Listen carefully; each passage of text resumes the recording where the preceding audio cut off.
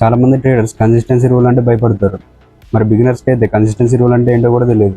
కానీ ఫండెడ్ అకౌంట్లో పేఅవుట్ రావాలంటే ఈ రూల్ గురించి తెలుసుకోవడం చాలా ఇంపార్టెంట్. టాప్ ఫార్మ్స్ గ్యాంబ్లర్స్కి పేఅవుట్స్ ఇవ్వవు. కన్సిస్టెంట్గా ప్రాఫిట్ చేసే ట్రేడర్స్కి మాత్రమే పేఅవుట్స్ వస్తాయి. సో కన్సిస్టెన్సీకి ఒక ఫార్ములా అనేది ఉంది. Highest profit day by total profits into 100 చేస్తే కన్సిస్టెన్సీ పర్సెంటేజ్ అనేది వస్తుంది.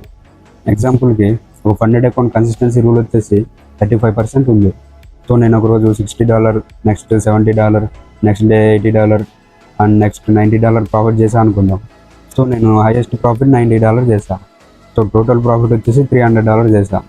ఇప్పుడు కన్సిస్టెన్సీ రూల్ ఫార్ములాలో 90 డివైడ్ బై 300 ఇంటూ 100 చేస్తే నాకు 30% కన్సిస్టెన్సీ అనేది వచ్చింది. సో ఇక్కడ కన్సిస్టెన్సీ బిలో 35% ఉంది కాబట్టి నేను పేఅవుట్కి ఎలిజిబుల్ అవుతాను.